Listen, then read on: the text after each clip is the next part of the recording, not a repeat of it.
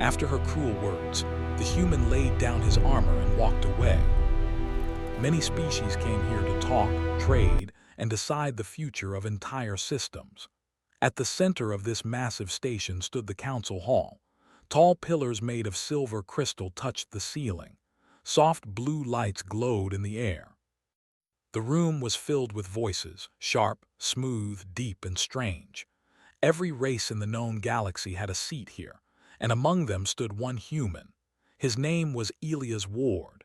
He stood quietly near the back of the hall, wearing simple gray armor with no symbols of rank. The armor was not heavy, not shiny, and not threatening.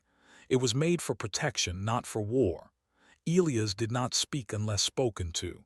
He did not boast. He did not demand respect. Yet for many years the council had relied on him more than they realized. He was a human liaison, a role created long ago when humans first joined the Galactic Alliance. Humans were not the strongest. They were not the fastest. They did not live the longest. But they understood something others did not. They understood people. Elias had settled trade arguments, calmed near wars, and stopped conflicts before weapons were even drawn. He listened. He remembered names. He noticed fear behind anger. And today, once again, he stood quietly as the council argued. The cruel words. At the center of the hall stood Commander Veilrix, a tall, sharp-featured alien from a warrior race known for pride and strength. His voice echoed loudly. "This meeting is going nowhere," Veilrix said with clear anger. "We waste time discussing emotions instead of action." His many eyes moved across the room, then stopped on Elias. "And you," Veilrix added, his tone sharp with insult, "you humans are always the same, soft, slow, always talking about feelings and balance." A few council members shifted uncomfortably. Elias remained silent. Veilrix continued, his voice rising. "You hide behind words and diplomacy. Without your machines and armor, what are you? Weak, fragile, useless." The hall went quiet. Some species looked away. Some watched with curiosity. Some waited for the human to respond. But Elias did not argue. He did not raise his voice. He simply looked at Veilrix with calm eyes. Then something unexpected happened. Elias slowly reached to his chest and began to remove his armor. The armor comes off. The sound was soft, metal releasing from clasps. Plates separating. One by one he removed each piece and placed it gently on the floor. The room filled with confusion. "Human, what are you doing?" one council member asked. Elias did not answer. He removed his gloves, then the chest plate, then the shoulder guards. Soon he stood in simple clothing, unarmed, unprotected. Finally, he placed the last piece of armor at his feet, the armor that had carried him through years of service, the armor that symbolized humanity's promise to protect peace. He looked at the council and spoke calmly. "I have heard your words, Commander Veilrix," he said, "and I accept them." The room froze. "Accept them." Elias bowed his head slightly. "If my presence is seen as weakness, then I will no longer stand here." Then, without anger, without sadness, he turned and walked away. Silence after the storm. No one stopped him. No one spoke. The doors closed behind him with a soft hiss. For several seconds the great council chamber was silent. Then Veilrix laughed. "See," he said, "even humans know when they are beaten." Some members forced uneasy smiles. But deep inside the station something had shifted. The man behind the armor, Elias, walked through the long halls of Vierx Prime alone. His footsteps echoed softly. He did not feel anger. He felt tired. For years he had carried the weight of peace. He had listened when others shouted. He had forgiven insults. He had stayed calm when treated as lesser, because he believed in unity, because he believed the galaxy could be better. But words have weight, and today those words finally broke something. He reached his small quarters, packed only a few belongings, and sent a single message to Earth. "I am stepping away. The galaxy no longer needs me." No drama, no explanation. Then he left the station. The first small changes. At first no one noticed. The council continued meetings. Orders were given. Decisions were made, but small problems began to appear. A trade agreement failed because two species misunderstood each other's customs. A supply convoy was delayed because no one thought to mediate the argument between crews. A minor dispute turned into a major standoff. Normally, Elias would have solved these things quietly, but he was gone, and no one replaced him. Somewhere far away, Elias settled on a small outpost at the edge of known space. No politics, no council, no shouting voices. He helped repair old machines. He shared meals with travelers. He listened when people spoke. He did not wear armor anymore. For the first time in years, he felt light. Yet, the stars felt different, as if something important had been left behind. The end of Part 1. Back on Vierx Prime, Commander Veilrix stood alone in the council chamber, staring at the empty place where the human used to stand. He felt something he did not understand. Not victory, not pride, but an uneasy silence, because deep down he realized something too late. The human had not walked away in weakness. He had walked away in restraint, and the galaxy was about to learn what it truly meant to lose a human guardian. The galaxy did not fall apart in one day. That was the strange part. When Elias left the council station, nothing exploded. No alarms rang. No wars began. Life continued as it always had, at least on the surface. A silence no one noticed. The council gathered again the next cycle. The seats were filled. The lights glowed. The translators hummed. Everything looked normal. Yet one chair remained empty. The human chair. At first, no one mentioned it. Commander Veilrix stood taller than usual, his confidence strong. He believed the human's departure meant nothing. Humans were emotional, after all. They always returned. The council began discussing a trade dispute between two star systems. The discussion dragged on. Voices rose. Accusations were thrown. No one listened. Usually, Elias would have stepped forward by now. He would have asked a simple question, something small. Something that made both sides pause and think. But today, the question never came. The meeting ended without a solution, and that was the first crack. Small problems grow teeth over the next few days. Small problems began stacking up. A cargo route was delayed because two captains refused to compromise on docking order. A medical shipment was held back because of paperwork confusion. A minor border disagreement turned into a full diplomatic freeze. None of these were disasters. But together they created tension, the kind that grows silently. Council members began feeling frustrated, though they could not explain why. "Why does everything feel harder now?" one of them muttered during a closed meeting. No one answered. The memory of a human. Commander Veilrix sat alone in his private chamber. He told himself he felt satisfied. The human had been weak, too soft, too quiet. And yet, his mind kept returning to that moment. The way Elias had removed his armor, not in anger, not in fear, but calmly. As if he were setting down something heavy after carrying it too long, Veilrix shook the thought away. "Humans are replaceable," he said aloud, but the words sounded hollow. Life beyond the council, far from the shining halls of power, Elias lived quietly. The outpost he stayed in was small and old. It sat near the edge of known space, where traders stopped to rest and repair their ships. No one recognized him, and he liked it that way. He helped a mechanic fix an engine that had not worked in years. He carried supplies for an elderly trader whose species moved slowly. He listened to travelers who needed someone to hear their worries. He did not give orders. He did not wear armor. He simply helped. And something strange happened. People felt calmer around him. They did not know why, they just did. The council begins to feel it back on Vierx Prime. Frustration grew. Meetings ran longer. Arguments ended without resolution. One council member finally spoke what many were thinking. "We need a mediator." Another replied, "We have diplomats." "Yes," the first said, "but not like the human." Silence followed. Veilrix stiffened. "We do not need him," he said sharply. "We are capable." But even as he spoke, he knew it was not fully true because humans did not force solutions. They guided them. A crisis without claws, then came the real problem.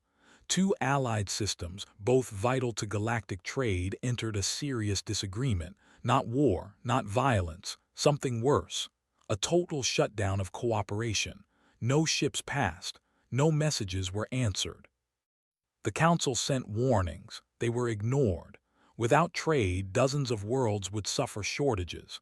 The situation demanded careful words, careful listening. But the Council had lost the one being who specialized in exactly that, searching for the human. Reluctantly, the Council ordered an investigation. They searched records, they traced departure logs, they followed quiet trails. At last they found him, Elia's ward, living in a forgotten outpost, helping strangers fix broken things, not hiding, not running, just living. The report reached Veilrix. He read it twice, then a third time. The words weighed heavy in his chest. He never complained, Veilrix muttered.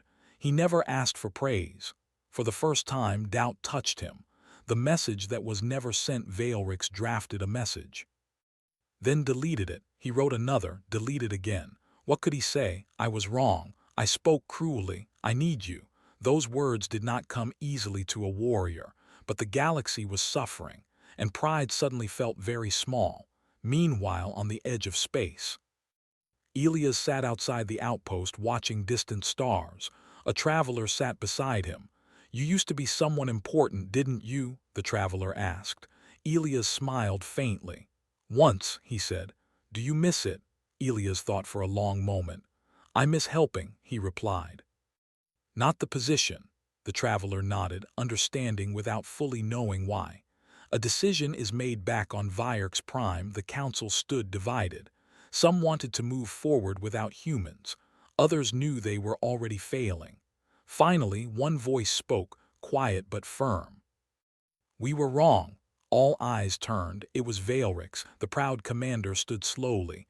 We mistook patience for weakness. We mistook kindness for submission. The room fell silent. We must go to him, Veilrix continued. Not as commanders, not as rulers. He paused. But as those who need help. End of part 2. Far away, Elias looked up as a small ship appeared in the sky above the outpost. He did not know who was inside, but something told him. The silence he left behind had finally spoken. And the galaxy was ready to listen. The small ship hovered quietly above the edge of space outpost. Its metal hull reflected the faint light of distant stars. Elias stood outside, looking up. He had expected no visitors, no orders, no sudden calls to duty, and yet here it was. The ship landed softly. A ramp extended. 3 figures stepped down, each tall and adorned in the formal robes of the council. They were not soldiers. They carried no weapons, but their posture spoke of urgency and unease. Commander Veilrix led them. He walked carefully, his many eyes fixed on Elias. Every step was measured, almost cautious. He had never approached a human this way before, not with humility, not with doubt, not with the quiet hope that something might be restored. Elias observed them calmly. He had anticipated this day. Perhaps not this exact moment, but the galaxy would always need humans, and humans did not act for glory, they acted for purpose. The first words Veilrix stopped a few meters away. His tall frame seemed even taller against the small, worn outpost. He hesitated. The human's eyes met his, steady and calm. We have come for your guidance, Veilrix said, his voice softer than any council chamber had ever heard it. The council, we cannot solve this dispute. We need your help. Elias did not speak immediately. He studied the commander and the others quietly. There was no arrogance, no plea, no demand, just honesty, just recognition. Finally, he spoke. I am no one's servant, Elias said. I never have been. I help where I am needed, where listening matters more than power. Veilrix bowed his head slightly. It was the closest thing to an apology he could manage. Elias noticed it. The smallest sign of acknowledgement can speak louder than 1,000 speeches. The reason for leaving, they walked together to the small living area of the outpost. Inside, the walls were lined with tools, repair machines, and simple storage. There was no decoration, no unnecessary ornament. Every object had a purpose. Every space had meaning. Veilrix spoke again, more slowly. We did not understand. We thought your patience was weakness. Your words were foolish. We mocked you, and yet we failed in ways only you could prevent. Elias listened without anger. Humans had a way of holding space for others' mistakes without judgment. It was one of their greatest strengths. He took a deep breath and sat in the single chair available. Your words, Elias said quietly, do not hurt me anymore, but they remind me why I left. I left because the galaxy had forgotten that balance and listening matter, because you celebrated noise over understanding. Veilrix and his companions did not respond. They only listened. The silence was heavy, but it was a good silence. It carried truth. The Council's crisis. Veilrix told Elias everything. The cargo route disputes, the medical supply delays, the diplomatic freeze between allied systems. Nothing violent had happened, yet everything was unraveling. We tried to act without you, Veilrix admitted, and we failed. Elias nodded. Humans are not the strongest in battle, but we see what others cannot see. We notice the small cracks before they become chasms. We hear the words between words, and we act quietly without seeking reward. Veilrix lowered his gaze. Pride, so long held tightly, loosened. He realized how much he had underestimated humans, not their strength but their wisdom, the kind of strength that comes from patience, empathy, and restraint. Elias leaned back. I do not return for glory, he said. I return because problems need solving. And this galaxy, it always needs humans. The offer. The council delegation waited. They had come prepared to beg or plead. Instead, they were met with calm, measured words. Elias did not scold them. He did not raise his voice. He simply explained. I will help, he said. But this time not as a subordinate or soldier. I am a human, and humans help when they are needed, not because they are commanded. Veilrix's eyes widened slightly. This was different from anything he had known. No one had ever refused the council and then agreed to help on their own terms. The human's dignity made him seem larger than the tallest alien in the room. And for the first time, Veilrix realized humans were strong in ways the council could not measure. The first step. Elias began his work immediately. He did not demand attention. He did not issue orders. He listened. He listened to council members. He listened to traders and captains. He listened to alien commanders and bureaucrats. Then he spoke, not loudly, not forcefully, just clearly, with reasoning that made sense to everyone. One by one, disputes that had seemed impossible to resolve were softened by his words. Trade routes were reopened. Confused crews were guided. Supplies reached their destinations. Alliances held together. And the council began to understand the truth. It was never about might. It was about attention, care, insight. The human's presence had been the quiet glue holding it all together. Veilrix's transformation. Veilrix observed Elias closely. He had spent years believing humans weak. He had mocked them. And yet here in this quiet outpost far from any public chamber, he watched a human change reality without raising a hand. It was humbling. It was astonishing. Veilrix could feel the weight of his own mistakes. The words he had spoken, so cruel, so public, felt empty now. He realized that strength was not in dominance. It was in understanding, in restraint, in knowing when to act and when to hold back. And Elias never acted for himself. Every decision, every suggestion, every intervention was for the benefit of others. That was the human way. And it left an impression that no alien armor, no military rank, and no council decree could match. Small victories. Days passed and progress was visible. Trade resumed. Diplomatic messages flowed freely. Disputes resolved themselves faster than anyone expected. The council quietly admitted that nothing would have been possible without the human. Elias did not boast. He did not seek recognition. He continued to guide, to mediate, to solve, and to teach through example. Every alien who worked with him learned something about patience, about listening, about humility, and the galaxy began to notice the smallest shift.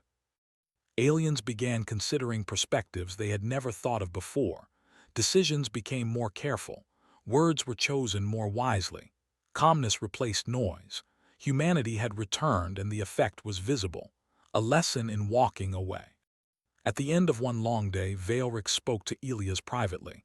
"You could have stayed silent," he said. "You could have endured insults and carried on, but you walked away. And in that walking away, you made us see what we had lost." Elias smiled faintly. "Walking away is sometimes the greatest action," he said. "Not every battle is won by staying. Not every fight requires armor. Sometimes, leaving gives others the chance to see what they need to change." Veilrix nodded, understanding a lesson he had never learned before. The human was teaching without raising a voice, without demanding obedience. That was true power. Quiet influence. By the end of the week, the council formally acknowledged Elias' contribution. Not with ceremonies, not with medals. Just recognition that his guidance had prevented disaster. Veilrix, once cruel and arrogant, began to respect humans in a way that words could not fully capture. He had called them weak. He had mocked patience. And now he understood that humans were strong in the quietest ways, the ways that mattered most. Elias did not return to armor. He never needed it. His strength was in calmness, in listening, in knowing when to act and when to wait. And the galaxy, slowly, was starting to see the human way as something worth emulating. The end of Part 3, as Elias walked among council members, mediating disputes and guiding decisions. He remained calm, simple, and human. The galaxy had come knocking and he had answered, not with power but with wisdom. And the subtle truth was clear. Humans could change the galaxy without weapons, without armies, without pride. They could change it with thought, patience, and heart. And that truth would echo far beyond Vierx Prime.